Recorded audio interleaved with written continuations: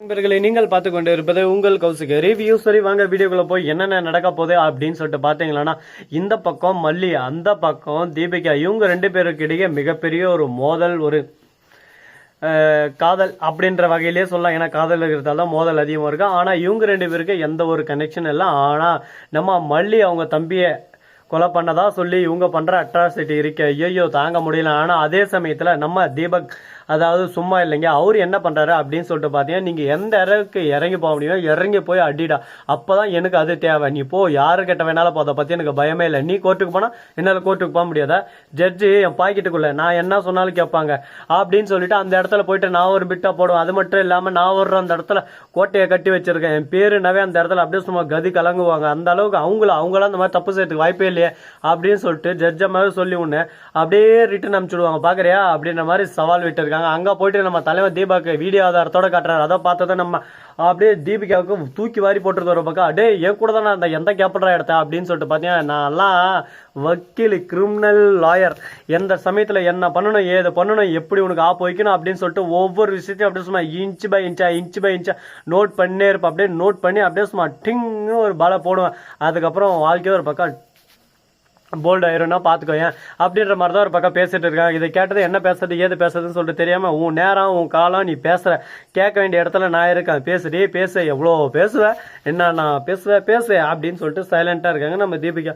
நம்ம தீபிகாவை பொறுத்த வரைக்கும் ஒரே ஒரு நோக்கம் தாங்க, எந்த ஒரு நிரபராதியும் குற்றவாளியா மாறக்கூடாது, குற்றவாளி எப்பவுமே நிரபராதியா தப்பிச்சு வெளியே இருக்கக்கூடாது அப்படின்றது அவங்களோட குறிக்கோள்.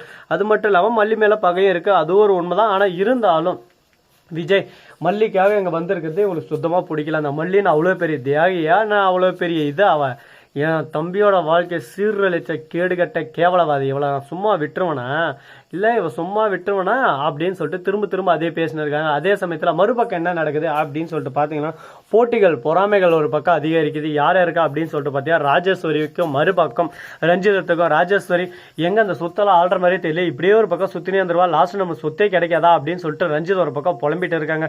இந்த ராஜேஸ்வரி கிட்ட இருந்து எப்படின்னா இதனா ஆட்டையா போடணுமே, என்ன பண்ணலாம் ஏது பண்ணலாம், ராஜேஸ்வரி ஜெயிலுக்கு போயிட்டு அதுக்கப்புறம் நம்மளுக்கு ஒண்ணுமே இருக்காது அப்படின்னு சொல்லிட்டு சைலண்டா ஒரு இடத்துல உட்காந்து ஒவ்வொரு ஆபரேஷன் இருக்காங்க. என்னங்க பண்றது, எல்லாமே ஒரு நேரம் ஒரு காலம் தான். அந்த நேரம் காலம் தான் நமக்கு எந்த ஒரு வாய்ப்பையும் அமைச்சு தரும்.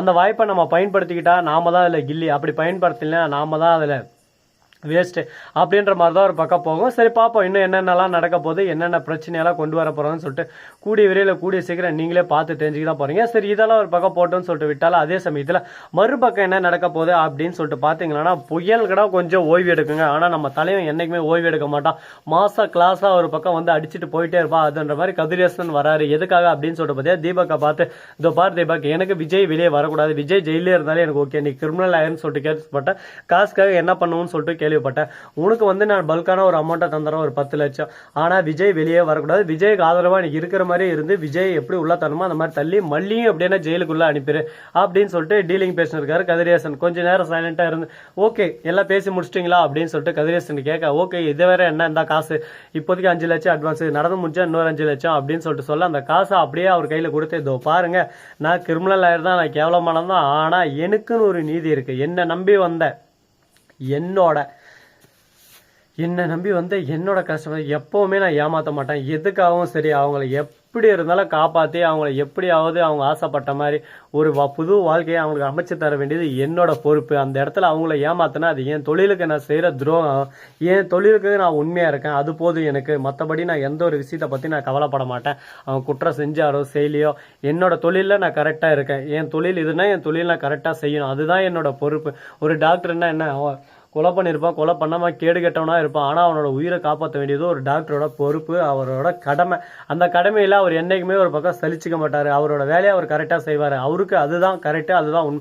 அது போலதான் என்னோட தொழில் என்னவோ அதை தான் நான் செய்வேன், உங்ககிட்ட காசு வாங்கிட்டு போய் செய்யணும்னு எனக்கு அவசியம் இல்லை. அப்படி இல்லைன்னா நீங்க ஜெயிலுக்கு போறீங்களா, உங்களுக்கு எதனா பிரச்சனையா, நீங்க எதனா ஒரு ஆபத்துல மாட்டீங்க சொல்லுங்க, உங்களை காப்பாற்றுறதுக்கு என்னால் எவ்வளவு முடியும் அந்த அளவுக்கு எஃபெக்டை போட்டு உங்களை காப்பாத்துறேன். ஆனா என்னோட கிளைண்ட்டை என்கிட்ட திரும்ப என்கிட்டே இருந்து நானே ஒரு நம்பிக்கை துரோகம் பண்ற மாதிரி ஒரு சூழ்நிலை எனக்கு தள்ளணும்னு சொல்லிட்டு நீங்க எதிர்பார்த்தீங்களா, அது உங்களுக்கு நீங்களே ஒரு பக்கம் சவக்கொலியை தேடிறதுக்கு சமம். அதை ஃபர்ஸ்ட் நல்லா புரிஞ்சுக்கோங்க. என்கிட்ட இன்னொரு டைம் இந்த மாதிரி விஷயத்தை பத்தி பேச வந்தீங்களானா உங்களுக்கு மரியாதைன்றதே இருக்காது. நான் தெளிவாக சொல்லிட்டேன், புரிஞ்சுக்கோங்க, புரிஞ்சு நடந்துக்கோங்க அப்படின்னு சொல்லிட்டு ஒரு வார்னிங்கை கொடுத்துட்றாங்க. உடனே என்னடா அவன் பொல்லாதவன், அப்படியே பெரிய லாயரு டூயரு, எனக்கு தெரியாத லாயரா, எனக்கு தெரியாத ஜட்ஜா, எல்லாரையும் நான் வேலைக்கு வாங்கி எல்லாரையும் துவம்சம் பண்ணுறேன், இவன் என்ன டிஸ்கோத்து, நான் பேசின்னு இருக்கேன் அப்படியே சும்மா பெரிய இவன் மாதிரி பேசணுறா அப்படின்ற மாதிரி போய் நிஷா கிட்ட சொல்லியிருக்கேன். நிஷா தானே விடுங்கப்பா பார்த்தலாம், எல்லாம் நான் மல்லியோட சோக்கு போடுற திறமை அப்படியே சும்மா சொக்குப்பிடி போட்டு எல்லாரையும் மைக்கு வச்சிடறான். அவன் மட்டிக்குள்ள மைக்கு வச்சுன்னு எல்லாரையும் ஒரு பக்கம் ஆட்டி பட்டிக்கிறான்.